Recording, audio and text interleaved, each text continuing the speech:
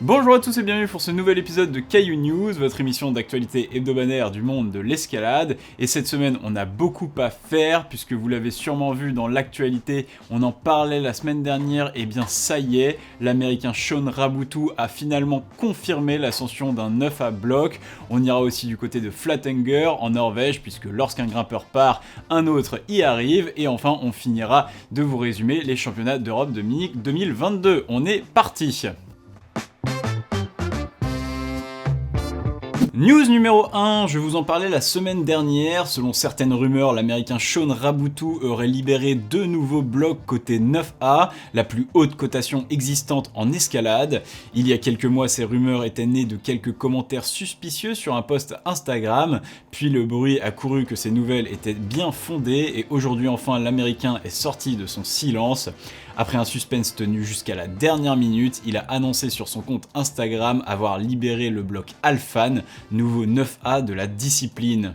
C'est donc un 4ème bloc côté 9A qui vient grossir le rang de ces passages mythiques. Pour rappel, avant Alphan, la cotation de 9A avait pourtant déjà été attribuée 4 fois dans le monde. La première pour le bloc Burden of Dreams, libéré par le finlandais Nalle Uusitalo en 2016, qui aura passé plus de 5 ans à le travailler. Vient ensuite No Capote Only, un bloc libéré par Charles Albert dans la forêt de Fontainebleau, mais décoté plusieurs fois depuis et qui n'ont donc plus considéré comme 9A. Le troisième n'est autre que Return of the Sleepwalker par Daniel Woods, et enfin Soudain Seul, encore un bloc de Fontainebleau libéré par Simon Lorenzi, puis décoté par son premier répétiteur Nico Pellerson, avant d'être recoté 9A par Camille Couder. Bref, un bloc sur lequel le mystère plane encore. La croix a bien sûr été filmée par Sean, et si habituellement je prendrais la liberté de vous la montrer en arrière-plan, je préfère vous rediriger vers la chaîne Mello qui a fait un superbe boulot en sortant pour l'occasion un film de presque 50 minutes sur l'histoire de ce problème mythique, un film d'une petite heure accessible gratuitement sur YouTube. Je ne peux que vous encourager à vous trouver un moment pour le regarder, ça vaut le coup, je vous mets le lien dans la description et on dit merci Mello. News numéro 2, et on continue ces news en retournant du côté de la compétition. La semaine dernière se terminaient les championnats d'Europe de Munich 2022 avec les épreuves de combiné, un premier test en compétition pour ce futur format olympique mêlant les épreuves de bloc et de difficulté. Et pour cette édition, tout le monde ne participait pas à la fête, et seuls les 8 meilleurs grimpeurs et 8 meilleures grimpeuses des épreuves de bloc et de difficulté simple étaient qualifiés. Pas de surprise donc, chez les femmes nous retrouvions l'ultra favorite Janja Garnbret, l'allemande Anna Meul, la slovène Mia Krumpel, l'autrichienne Jessica Pils, l'ukrainienne Yevgenia Kazbekova, la belge Chloé Collier, la tchèque Eliska Adamovska et l'italienne Camilla Moroni. La compétition commençait par le bloc avec un système de points simple mais légèrement différent de ce que nous avions l'habitude. 3 points pour la première zone, 6 points pour la deuxième zone, 25 points pour un top et 0,1 point de moins pour chaque essai manqué. Et oui, les blocs proposés disposaient chacun de 2 zones. Un ajout avec pour but d'équilibrer les points pouvant être gagnés en bloc vis-à-vis de la difficulté. A noter aussi que la compétition se déroulait en semi-quinconce, c'est-à-dire que comme en qualification ou en demi-finale, plusieurs compétiteurs grimpaient en même temps pour accélérer un peu la donne. Mais au contraire des tours préliminaires, seuls 2 compétiteurs grimpaient en même temps, ce qui restait donc assez facile à suivre. Et la compétition commence sans grande difficulté pour les participantes. Le premier bloc est flashé par 7 grimpeuses sur 8. Seule Chloé Collier devra s'y reprendre à 2 fois pour le topper, mais sans grande conséquence. Le deuxième bloc est du même acabit, mais cette fois-ci, si 5 grimpeuses le flash, Eliska Adamovska et Camilla Moroni resteront à quai, tandis que Jessica Pils s'y reprendra à 2 essais, ici aussi sans grande conséquence pour la suite. Puis arrive le bloc numéro 3, décisif dans ce combiné. Alors que chaque grimpeuse se casse les dents dessus, quelques compétitrices comme Jessica Pils et Mia Krumpel sont toutes proches de le réussir mais ne parviennent pas à accrocher le top. C'est alors que Janja Garnbret entre en scène, la Slovène flash le bloc avec une facilité incroyable et s'envole enfin au-dessus de la concurrence. Le dernier bloc avec un départ en dalle suivi d'un mouvement dynamique sera plus équilibré que les précédents. 4 compétitrices l'enchaînent et terminent avec 3 tops, l'allemande Anna Meul, la slovène Mia Krumpel, l'autrichienne Jessica Pils et l'ukrainienne Yevgenia Kazbekova, mais les 2 dernières termineront à 80,6 points contre 80,9 points pour les 2 autres à cause de quelques essais manqués. Enfin, Janja Garnbret l'enchaîne aussi en 2 essais et terminera la première partie de la compétition avec le score impressionnant de 99,9 points, déjà seul sur sa planète. En difficulté, les cartes sont redistribuées avec un nouveau système de points pour l'occasion. À partir de la 17e prise, chaque prise atteinte vaut un certain nombre de points qui vient s'ajouter à son total tel que vous le voyez affiché sur l'écran. Et en cas de top, l'addition de toutes les prises vaut 100 points, le même total maximal qu'en bloc.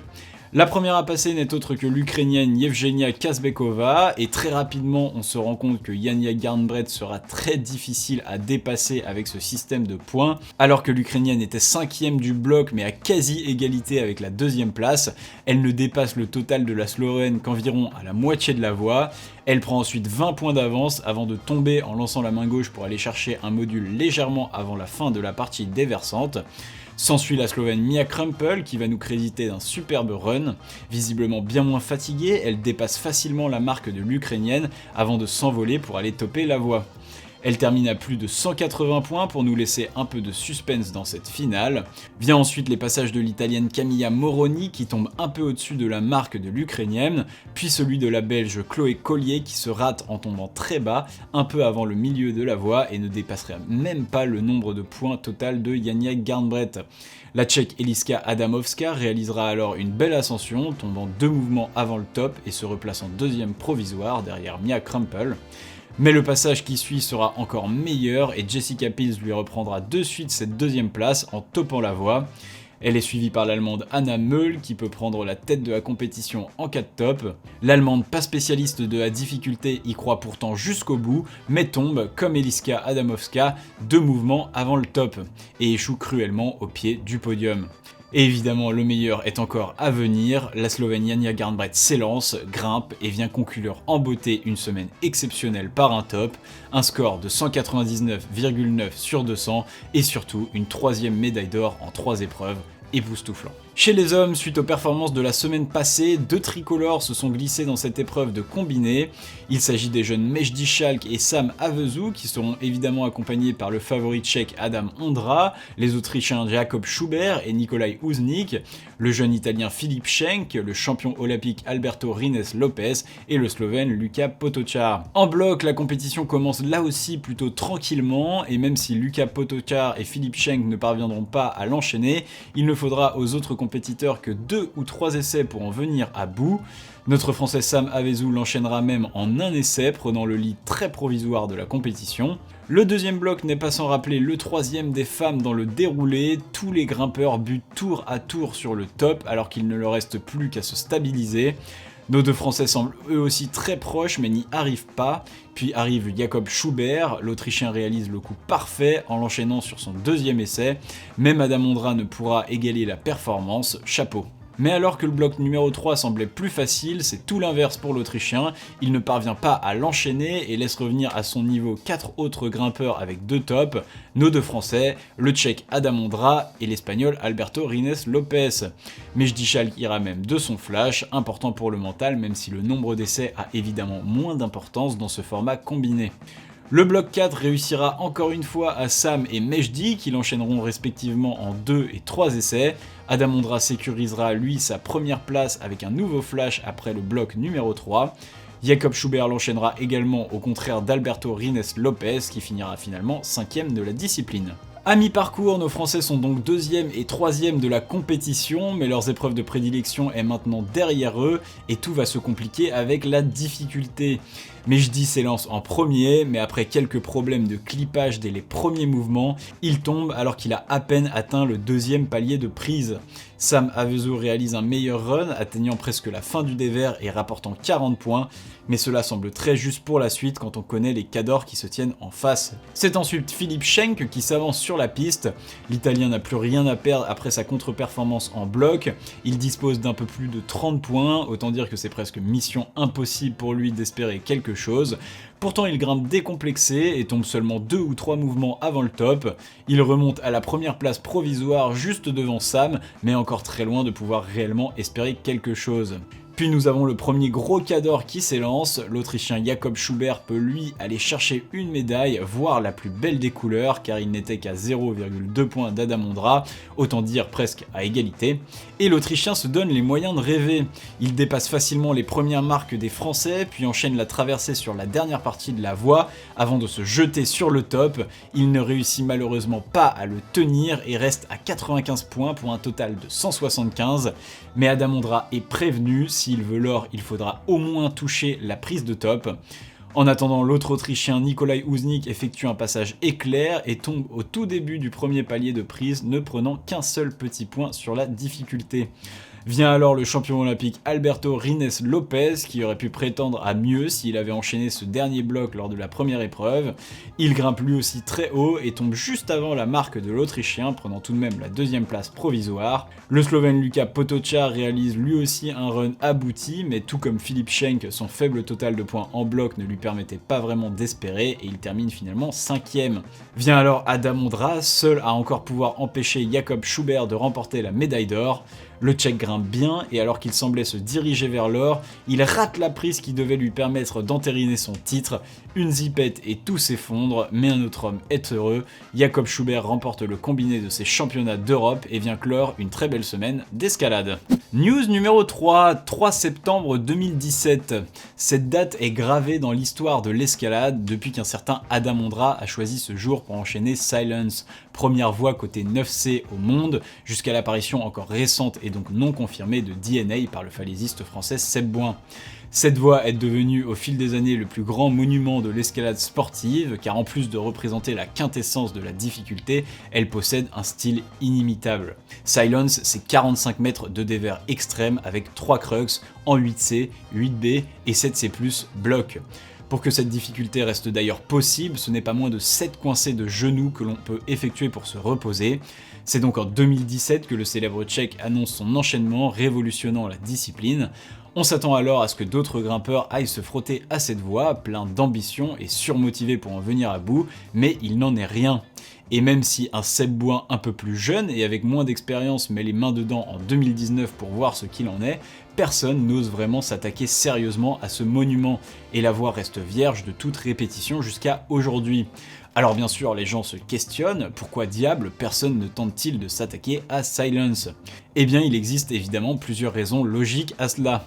La première, c'est le Tchèque qui en parle le mieux lui-même. Il précise dans une interview accordée au magazine La Crux qu'il a choisi cette voie car il affectionnait son style. Un style qu'il apprécie mais que bon nombre des autres grimpeurs de haut niveau détestent, et cela ne les encourage pas à entreprendre un tel projet. La deuxième raison, elle est logistique. Flatanger, c'est loin. Et non seulement c'est loin, mais on parle aussi de la Norvège, un pays où la vie est 35% plus chère qu'en France. Et si selon moi la moyenne de 9 € pour une pinte de bière devrait être à elle seule un motif de bannissement du continent européen, imaginez un peu le coût d'un voyage sur plusieurs années pour un grimpeur.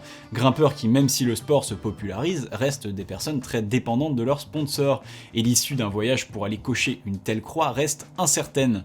Et si je vous rabâche cette intro beaucoup trop longue, eh bien c'est parce qu'un grimpeur s'est enfin décidé à s'attaquer véritablement à Silence. Il est italien, il est vainqueur de la Coupe du Monde de Div 2021, il a enchaîné puis décoté l'année dernière la voie Bibliographie, anciennement 9C, il est beau, il est beaucoup trop drôle sur les réseaux sociaux et je ne sais jamais comment on prononce son nom de famille, il s'agit bien sûr de Stefano Ghisolfi.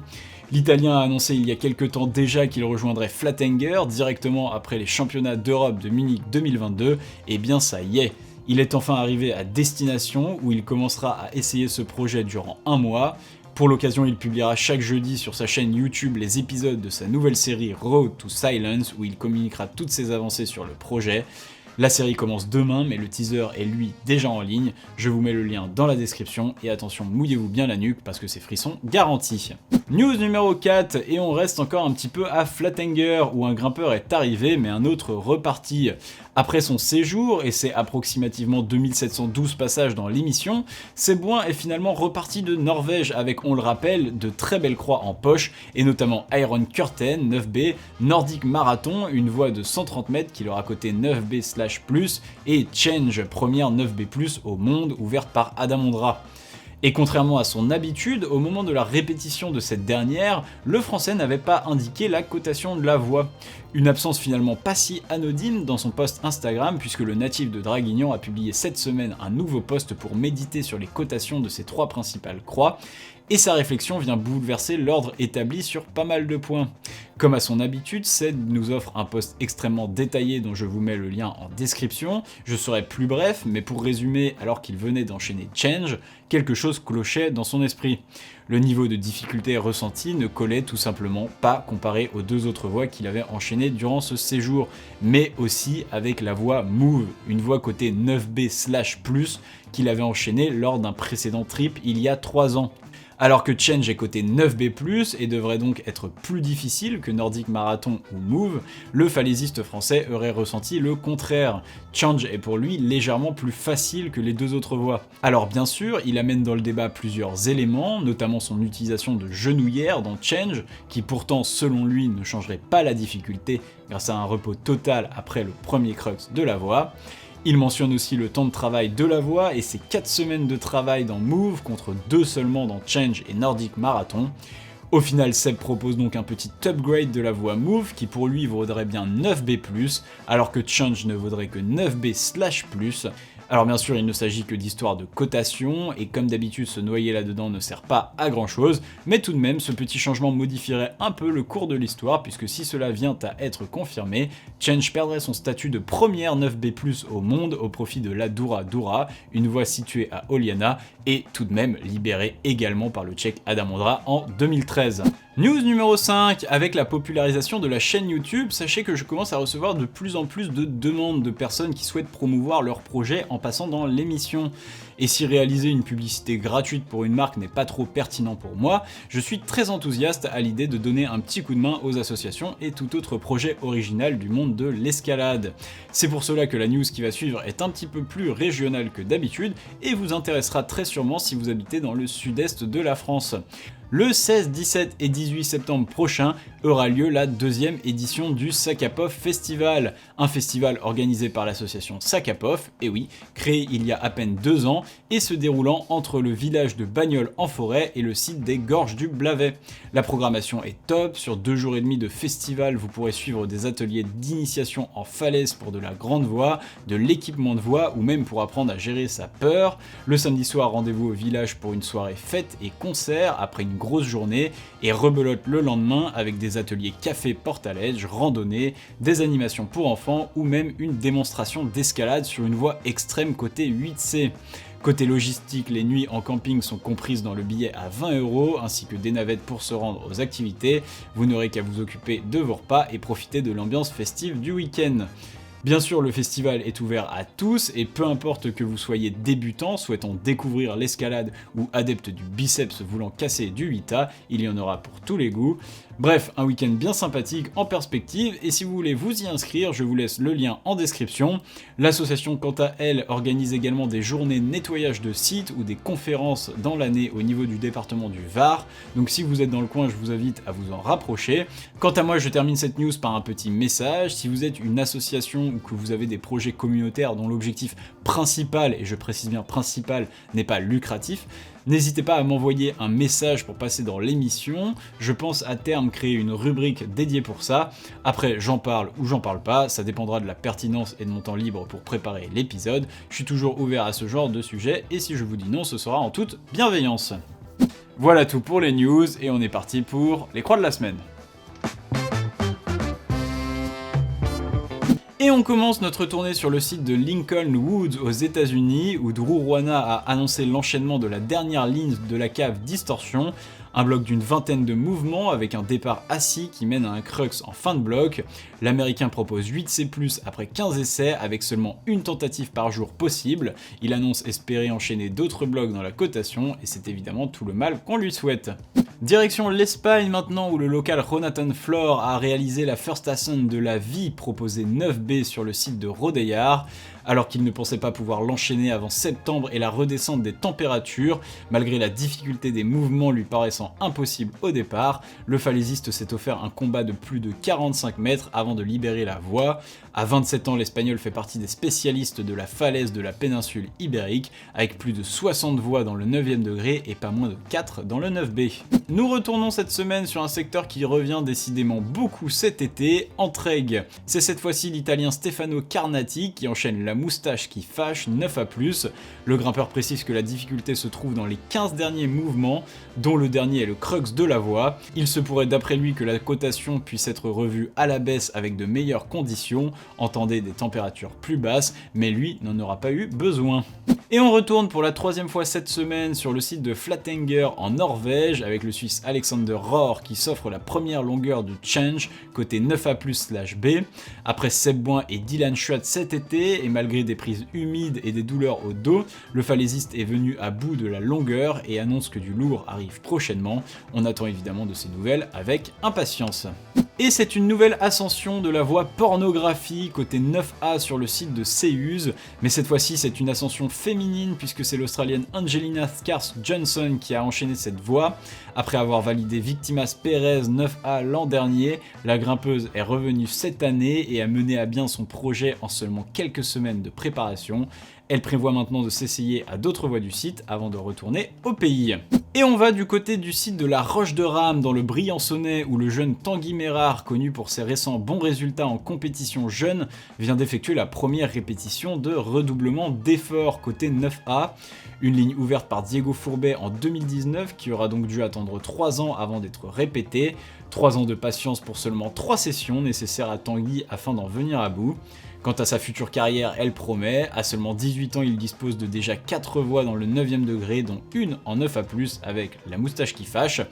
Le natif de Générac a également de gros projets en tête avec Biographie à Seus. Après déjà pas mal de travail dessus, il annonce être tout prêt d'en voir le bout, tombant maintenant au dernier mouvement juste avant le bac final. Et on termine cette émission avec le français Loïc Zéani qui continue de s'amuser entre le 9A et le 9B comme à son habitude. Loïc vient de réaliser la 2e répétition de Jamais 2 sans toi côté 9A+, à Molan en France. Il qualifie cette ligne de magnifique avec un gros dévers sur réglette, une section dure sur de petites colos, un repos avec un genou, puis un superbe bombé gris sur réglette et trou. Pour en venir à bout, il lui aura fallu une 12aine d'essais au total. Et voilà, c'est tout pour cet épisode de Caillou News, j'espère qu'il vous aura plu. Comme d'habitude, je vous invite à mettre un j'aime sur la vidéo pour nous soutenir, à la commenter si vous voulez discuter ou débattre de ce que j'y ai dit. Vous pouvez aussi vous abonner à la chaîne si ce n'est pas déjà fait et que vous voulez suivre toutes les news du monde de l'escalade. Vous pouvez aussi me suivre sur mon compte Instagram où je poste régulièrement du contenu communautaire, des petits dessins, des mèmes, bref, allez-y. Et moi je vous dis à la semaine prochaine, tchuss!